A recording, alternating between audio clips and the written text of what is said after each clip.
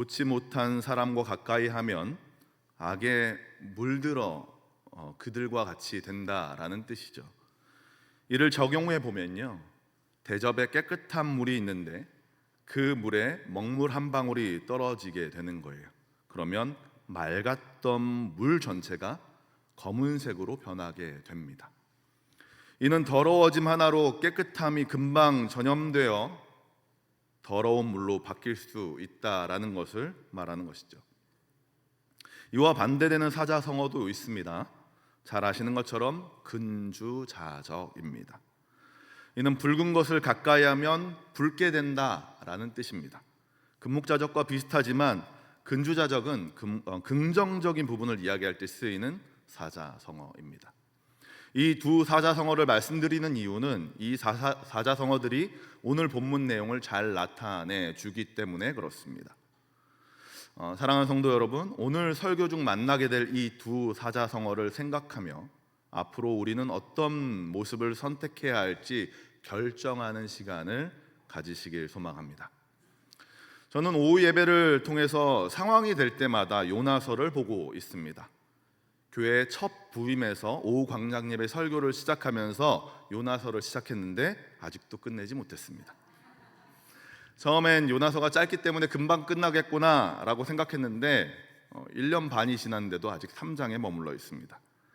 올해 끝나긴 할 것 같은데요, 어떻게 끝내게 될지는 잘 모르겠습니다. 앞에 제가 최근에 그 요나서를 설교한 게 4월입니다. 조금 오래됐죠. 그리고 처음 시작이 작년 1월이었기 때문에 이전에 봤던 내용들을 좀 간략하게 짚고 가면 좋겠다라는 생각이 들었습니다. 제가 첫 번째로 설교했었던 그 요나서의 그 내용은 이것입니다. 우리는 훈련받은 비둘기, 전서구라고 제가 말씀드렸는데요, 이 비둘기와 같은 자들임을 보았습니다.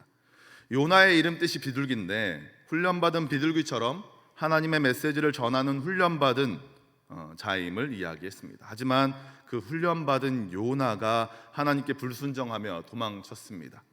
그러면서 우리는 훈련받은 자로서 불순종으로 도망가는 자가 아닌 하나님이 주신 그 역할을 충실히 해내는 자들이 되어야 한다라고 말씀드렸습니다. 두 번째 요나서를 보면서 이야기했던 것은 불순종에도 불구하고 어차피 인생은 하나님이 인도하신다라는 사실을 보았습니다. 요나가 하나님의 명령에 반대 길로 가는 길을 선택했죠. 결국 하나님의 손길 속에 있지 못한 것을 보았습니다. 그럼에도 불구하고 하나님은 풍랑과 폭풍 속에서 우리가 누구의 손에 있는지 확인하는 시간들을 갖도록 인도하셨습니다. 하나님의 절대적 주권의 그 섭리를 통해서 하나님의 인도하심을 경험한 삶이 우리의 삶이라는 것들을 돌아보았다는 것입니다. 세 번째는 그런 풍랑 속 제비뽑기를 통해서 요나를 바라보며 당신은 누구십니까? 라는 질문을 던졌습니다. 하나님은 말도 안 되는 상황 속에서 그 상황을 사용해서라도 우리를 불러내시고 우리가 무엇을 하도록 부름받았는지 자신의 입을 통해 고백하게 만드셨다라는 겁니다. 그러면서 신앙인은 직장, 가정, 세상 속에서 자신이 누구인지 하나님을 드러내는 삶을 살아야 된다라고 말씀드렸어요. 추가로 회개를 말씀드리면서 회개는 단순한 고백이 아니라 죽음을 통한 철저한 돌이킴임을 함께 나누었습니다. 마지막으로 4월에 말씀드렸던 이 요나서는요, 큰 물고기 속에서 요나는 끝내 하나님께 항복한 자가 됨을 통해 불순종 자리에서 무릎 꿇고 기도하면 구원은 여호와께 속하였다라는 고백이 나오게 된다라는 것을 이야기 드렸습니다. 이처럼 요나 이야기는요, 단순한 역사 이야기가 아니라 오늘을 살아가는 우리의 이야기입니다. 도망치려 하지만 끝내 붙잡히는 인생, 불순종에 빠르지만 항복할 수밖에 없는 존재, 그 속에서 우리를 드러내시고 구원하시는 하나님의 은혜를 보게 하시는 것이 바로 요나서입니다. 이제 이 말씀을 기억하면서 오늘 본문으로 들어가 하나님께서 이 시간 우리에게 무엇을 말씀하는지 살펴보는 시간을 가지려 합니다. 오늘 본문은 이렇게 시작합니다. 3장 1절 말씀인데요, 여호와의 말씀이 두 번째로 요나에게 임하니라 라고 이야기합니다. 요나서를 시작하면서 하나님은 요나를 불러 이렇게 이야기했습니다. 1장 1절에 여호와의 말씀이 아미떼의 아들 요나에게 임하니라 이르시되 라고 하면서 시작했어요. 1장 1절에서 하나님의 훈련받은 요나를 통해 첫 번째로 부르셨다는 겁니다. 첫 번째로 부르셨어요. 1장 1절에 보면, 그러나 훈련받은 자는 하나님께 불순종했습니다. 하지만 짧은 시간 연단을 통해 단단해지면서 3장 1절에서 두 번째로 불림을 받았을 때는 완전히 다른 사람이 되어 있었다라는 것이죠. 우리도 그렇지만 연단을 통과한 자의 모습은 매우 당당합니다. 그리고 두려움이 사라지게 되죠. 죽음의 위협을 통과한 자이기에 그 어떤 것도 걸림돌이 되지 못합니다. 죽음보다 큰 것이 없기 때문에 세상의 모든 것이 쉬워 보였을 것입니다. 이는 예수 그리스도를 아는 모든 자들에게도 해당되는 일입니다. 예수 그리스도의 죽음을 믿는 자로서 죽음보다 더 큰 은혜가 임했기에 우리는 세상에서 두려워할 필요가 없는 사람들이라는 것입니다. 요나의 두 번째 삶처럼 우리 또한 죽음을 이긴 자임을 기억하고 힘있게 당당하게 살아가는 모든 성도님들이 되시길 소망합니다. 자, 이런 두려움을 잊은 요나, 그 전까지는 두려움과 가기 싫어가지고 계속해서 도망치던 그런 요나에서 벗어나서 이전에 가기 싫어했던 그곳 니느웨로 바뀐 요나가 출발합니다. 요나 3장 3절은 이렇게 고백합니다. 요나가 여호와의 말씀대로 일어나서 니느웨로 가니라. 니느웨는 사흘 동안 걸을 만큼 하나님 앞에 큰 성읍이었더라. 하나님의 명령을 따라 간 곳이 큰 성읍 니느웨입니다. 그동안 가기 싫었던 곳도 니느웨이죠. 큰 성읍 니느웨입니다.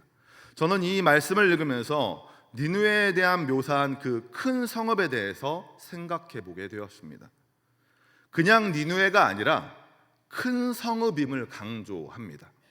또한 큰 성읍에서 니느웨에 대한 묘사가 끝나는 것이 아니라 3일 동안 걸어가야 다 볼 수 있는 성읍이다 라고 설명해 준다는 것이죠. 이처럼 요나서에서 4번 등장하는 이 큰 성읍은 니느웨가 어떤 곳인지 상상해 보게 만든다는 것이죠. 읽는 독자로 하여금 단순히 요나가 니느웨에 가서 말씀을 전했다가 아니라 큰 성읍 3일 길을 걸어가야 다 볼 수 있는 대단한 큰 성읍에서 말씀을 전했다는 것입니다. 그렇기에 니느웨에 대한 정보들은 니느웨를 조금 더 깊이 있게 생각해 보며 말씀을 읽게 한다라는 것이죠. 그래서 저는 오늘 여러분들과 우리 성도님들과 큰 성읍에 초점을 맞추고 말씀을 보려고 합니다. 그냥 지나쳤을 만한 그 큰 성읍이라는 단어에 우리의 마음을 두고서 말씀을 좀 보려 한다라는 것입니다. 특별히 성경의 정보와 고고학에서 말하는 당시 시대적 배경을 함께 보면서 니느웨에 가서 말씀을 전했다가 아닌 굳이 3일 동안 걸을 만큼 하나님 앞에 큰 성읍임을 강조한 부분에 집중해서 보려 한다라는 것입니다. 먼저는 크기를 좀 생각해 보겠습니다. 3절 하반절에 보면 이렇게 써 있습니다. 우리가 읽었던 부분인데요, 니느웨는 사흘 동안 걸을 만큼 하나님 앞에 큰 성읍이었더라 라고 이야기합니다. 자, 이를 고고학에서 조사한 내용이 있는데요, 이렇게 3일 동안 걸을 만한 그 크기의 성읍이었다라고 하는 그 정보와 또 시대적 정보들을 합쳐서 니느웨가 대략 둘레가 13km 정도 되는 성이었다라고 이야기합니다. 당시 여러 성읍들 중에서도 꽤 큰 편에 속하는 성읍이었다라는 것이죠. 지금 이제 13km의 그 둘레를 비교해 보면 저희가 딱 와닿진 않지만 요거하고 비슷한 동이 있더라고요. 성남에 도촌동.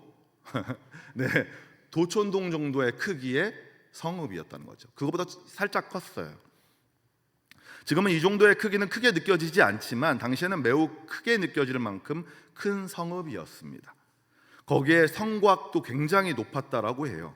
그래서 당시 외부의 공격이 쉽사리 통하지 않는 성, 그것이 바로 니느웨였다는 겁니다.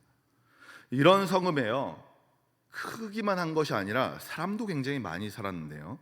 요나서 4장 11절 말씀 함께 읽어보도록 하겠습니다. 4장 11절 말씀 함께 읽겠습니다. 하물며 이 큰 성읍 니느웨에는 좌우를 분별하지 못하는 자가 12만여 명이요 가축도 많이 있나니 내가 어찌 아끼지 아니하겠느냐 하시니라. 너무 친절하게도 몇 명이 살고 있었는지 말씀을 통해서 이야기해 줍니다. 12만 명이 큰 성읍에 살고 있었다라는 거예요. 저는 근데 더 많이 있었다라고 생각이 듭니다. 여기에 가축도 많았다라고 이야기해요. 생각해 보세요. 가축이 많으면 어떤 일이 벌어지는지 아십니까? 지저분해져요. 네. 배설물과 털들로 인해서 여기저기 냄새가 나고 더러워집니다. 사람도 많은데 가축으로 인해서 더러워요. 이런 걸 보면 정말 살기 쉽지 않은 곳이 바로 니느웨였다라는 것들을 알 수 있습니다. 그런데 이런 거에 더해서 모든 자들이 좌우를 분별하지 못한다라고 이야기해요. 당시 니느웨는요, 종교적, 문화적, 윤리적으로 매우 좋지 않았습니다. 1장 2절에서 말하는 것처럼 악독이 가득했어요. 우상 숭배가 만연해서 여러 신들을 섬겼습니다. 왕이나 귀족 계급 중심으로 사회가 이끌려 가다 보니까 빈부격차가 굉장히 심했습니다. 전쟁과 정복, 포로, 압제 등의 관행이 강했기 때문에 일반 시민들이 살아가기에 쉽지 않았어요. 또한 시민들 사이에서도 폭력과 불의가 넘쳐났다라고 이야기합니다. 자, 이런 곳이 니느웨였어요. 큰 성읍이라 말하는 니느웨에 이런 일들이 가득 찼다라는 겁니다. 자, 이런 곳에 지금 요나가 서 있습니다. 큰 성벽에 둘러싸여져서 금묵자흑, 한 사람의 우상숭배로, 한 사람의 부패로, 한 사람의 폭력으로 모두가 악해져서 악독이 만연한 니느웨, 이곳에 요나가 서 있다라는 겁니다. 이렇게 요나는 처음에 가기 싫었을 거라는 생각이 듭니다. 모두가 검은색이 되어버린 땅, 죄가 가득 차고 고립되어 있는 땅, 더럽고 추악한 땅, 그 땅에 소망이 보이지 않았기 때문에 아마 요나는 가기 싫었을 것입니다. 하지만 하나님은 그들에게 전하고 싶은 것이 있었습니다. 사람의 눈으로는 절대 변하지 않을 것 같은 그 철옹성과 같은 그곳에 하나님은 하고 싶은 이야기가 있었다라는 겁니다. 그래서 연단된, 이전의 요나가 아닌 연단된 요나를 보내시고 그의 입을 통해서 선포하게 하시는 겁니다. 우리 요나서 3장 4절 말씀인데 함께 읽어보도록 하겠습니다. 시작. 요나가 그 성읍에 들어가서 하루 동안 다니며 외쳐 이르되 40일이 지나면 니느웨가 무너지리라 하였더니. 아까 전에 3일 길을 가야지 되는 성이라고 이야기했어요. 그런데 지금 하루 길 만에 일이 벌어집니다. 다시 말해서 3일의 사역 중에서 첫 사역을 시작했다는 거예요. 자, 그런데 악독이 가득한 사람들 앞에서 지금 요나가 뱉은 말이 무엇이냐면 40일이 지나면 니느웨가 무너지리라 라는 저주의 말입니다. 그런데 잘 보시면 다른 얘기가 없어요. 보통은 너희가 이렇게 했고 저렇게 했기 때문에 회개하고 돌이키지 않으면 너희에게 재앙이 임할 거야, 이런 말이 있어야 될 것 같은데 없어요. 외지인인 요나의 입을 통해 나온 말은 40일이 지나면 당신들이 살고 부비고 살아가는 그 삶의 터전이 무너지게 됩니다 라는 말이었다는 것이죠. 외부의 공격에도 끄떡없는 자신들의 성읍이 누구의 공격인지도 몰라요. 그리고 알지도 못하는 사람이에요. 그래서 그 사람의 입을 통해서 나오는 말이 무너진다라는 말, 누구의 공격인지도 모르는 그 말, 누구의 공격에 의해서 무너지는지도 모르는 그 말에 사람들은 무슨 생각을 했을까라는 생각이 듭니다. 저는 미친놈이라 생각을 했을 것 같아요. 네. 그렇잖아요. 자기네 성이 굉장히 단단하고 튼튼하다라고 생각하는데 지금 40일 뒤에 무너진다라고 했을 때 그 말을 들었을 때 분명 이상한 사람이라고 생각했을 것 같다라는 것이죠. 평소대로라고 하면 데리고 와서 죽이거나 때려 내쫓았을 것입니다. 하지만 어떤 일이 벌어집니까? 우리 3장 5절에서 6절 말씀인데요. 함께 읽어보도록 하겠습니다. 시작. 니느웨 사람들이 하나님을 믿고 금식을 선포하고 높고 낮은 자를 막론하고 굵은 베옷을 입은지라. 그 일이 니느웨 왕에게 들림에 왕이 보좌에서 일어나 왕복을 벗고 굵은 베옷을 입고 제 위에 앉으니라. 아멘. 갑자기 사람들이 자신들의 죄를 회개하기 시작합니다. 금식을 선포하고 엎드리기 시작했어요. 특히 왕이 회개를 시작합니다. 7절에 보니까 조서까지 내려서요 모두에게 회개를 촉구합니다. 앞에서 이야기한 근주자적처럼 한 사람이 변하니까 모두가 변하기 시작하는 거예요. 요나는 이 광경을 보면서 어떤 생각을 했을까요? 사역의 첫날이에요. 그런데 사람들이 딱 첫날 변하기 시작하는 것이죠. 아무리 연단된 사람이라 하더라도 사역 첫날부터 사람들이 엎드려 회개하는 모습을 보면 믿기 어려웠을 것입니다. 일반적인 생각으로는 절대 믿겨지지 않는 이 상황에서 우리는 하나님의 위대하심을 보게 되는 것입니다. 하나님의 계획은요 크기와 양의 영향을 받지 않습니다. 아무리 당대 큰 성읍이고 죄가 가득하여 깨끗한 것이 전혀 없는 그곳에 있다 하더라도 하나님이 하시겠다고 하시면 변하게 된다라는 것입니다. 사람의 노력이나 경험이 아니라는 것이죠. 사람은 판단하기 바쁩니다. 이건 될 것 같고 저건 안 될 것 같다라고 말하죠. 요나처럼, 이전의 요나처럼요. 이렇게 하면 성공할 수 있고 저렇게 하면 망한다라고 생각합니다. 이렇게 해서 성공한 적이 있으니까 이렇게 해봅시다 라고 말하면서 사람의 노력과 경험으로 판단하고 상황을 결정합니다. 머릿속으로 판단하고 결론을 내려서 된다 안 된다 말한다는 것이죠. 이건 특정 누구를 말하는 것이 아니라 우리 모두가 그렇다는 거예요. 하나님을 열심히 믿는다고 말하면서도 기도 열심히 한다고 하면서도 죄에서 우리는 자유할 수 없는 사람들이라는 것입니다. 우리는 금방 우리의 경험을 드러내고요, 우리의 생각을 드러내고 우리의 판단을 사람들에게 보여준다라는 겁니다. 그렇게 우리는 철저히 하나님의 말씀을 신뢰하며 하나님의 말씀에 순종하는 삶을 살아가야 하는 것입니다. 연단 받았지만 우리가 우리의 삶이 변화되었다라고 말하지만 내 분별력이 매우 떨어지기에 우리는 하나님의 말씀만을 믿으며 살아가야 한다라는 것입니다. 또한 인간은 니느웨와 같이 더러워진 곳을 보면서 무슨 생각을 하냐면 모두를 다 죽이고 새롭게 시작해야 된다라고 생각할지 모르겠습니다. 그렇잖아요. 지금 철옹성과 같은 그 성읍에 죄가 악독이 가득했습니다.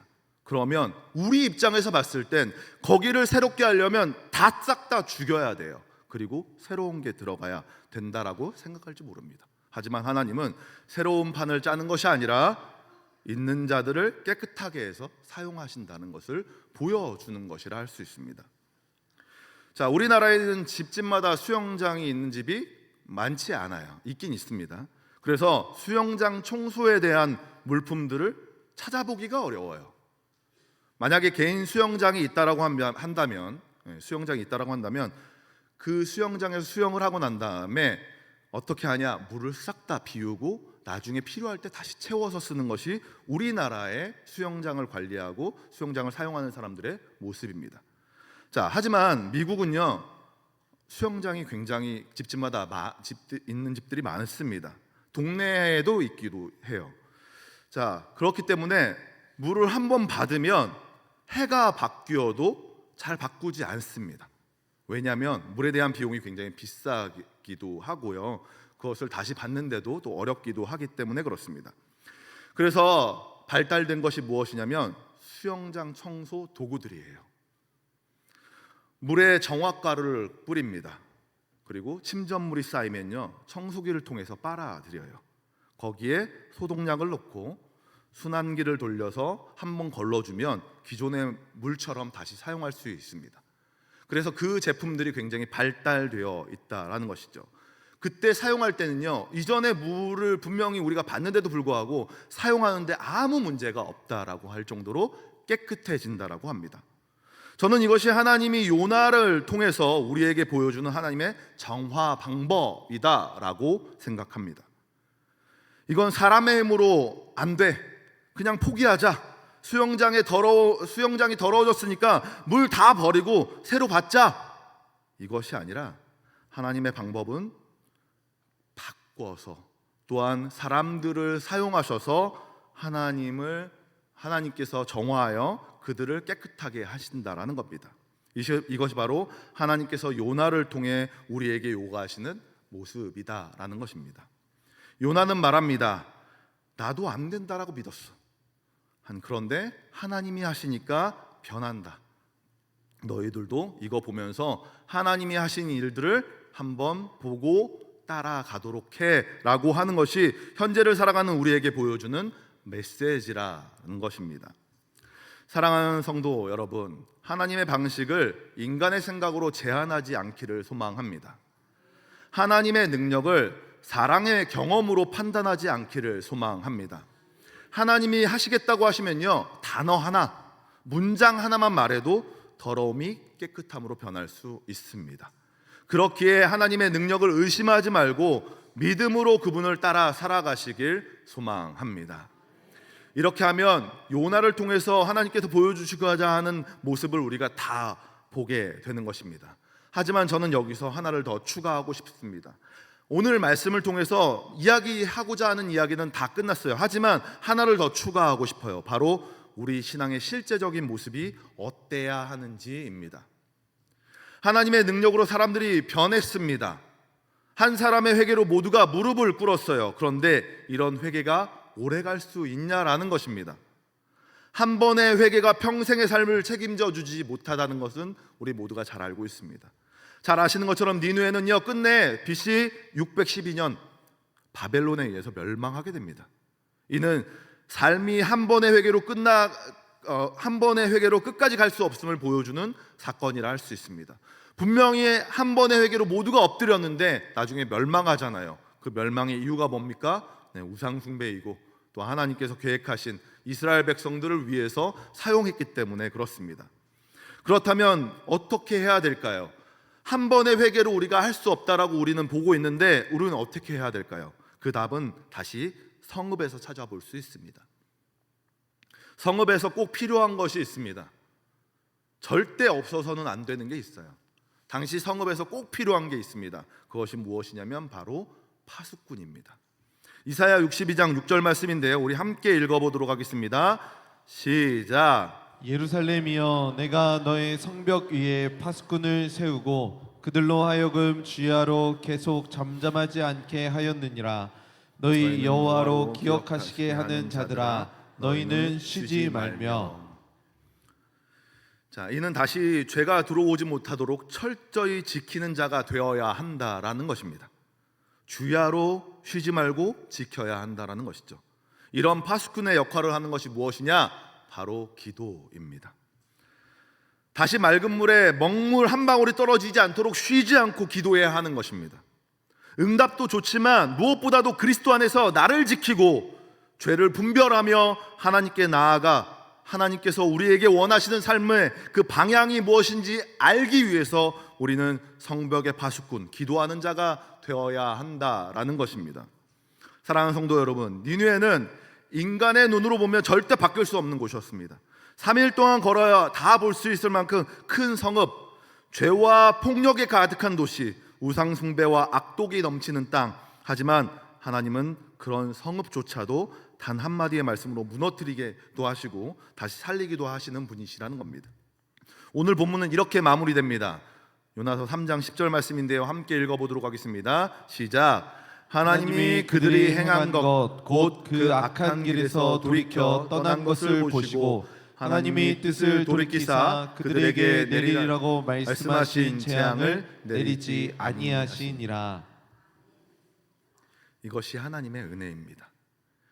인간의 불순종보다 크신 은혜, 인간의 죄악보다 강하신 자비, 우리의 연약함을 덮으시고 돌이키시는 뜻을 돌이키시는 하나님의 사랑이었다라는 것입니다. 그러나 여기서 우리는 기억해야 할 것이 하나 더 있습니다. 우리는 넘어질 수밖에 없는 존재라는 거예요. 그래서 하나님은 우리에게 파수꾼으로서 서 있으라 이야기하는 겁니다. 우리가 죄 가운데 한 번 변하였지만 하나님의 은혜로 우리가 깨끗해진 것처럼 보여지지만 우리는 또다시 죄 가운데로 나아갈 것이기 때문에 파수꾼의 자리로 나아오라 이야기하는 것이죠. 그러나 우리의 진짜 소망은 우리 자신에게 있지 않습니다. 내가 앞으로 파수꾼으로서 그 자리에 서 있어야지 다짐한다고 되는 게 아니라는 거예요. 우리의 생각만으로 되는 것이 아니라는 겁니다. 나는 이제부터 늘 기도하는 자가 돼야지, 나는 파수꾼으로서 내가 죄를 짓지 않기 위해서 열심히 지키면서 기도해야지 라고 해서 우리의 다짐만으로 되는 것이 아니라는 것입니다. 완전한 파수꾼 대신 예수 그리스도를 바라봄으로 우리가 그 자리를 지킬 수 있게 되어진다라는 겁니다. 그분이 십자가에서 우리의 죄를 막으셨고 부활로 새 생명을 얻게 하셨습니다. 성령께서 오늘도 우리 안에 거하시면서 우리가 끝까지 믿음을 지킬 수 있도록 붙들고 계십니다. 그러므로 우리는 낙심하지 않고 주님 안에서 파수꾼의 삶을 살아갈 수 있게 됨을 기억하셔야 하는 것입니다. 우리의 힘으로 되지 않습니다. 예수 그리스도께서 함께하여 주시고 성령님께서 우리를 조명하여 주셔야지 우리가 가능하게 된다라는 것입니다.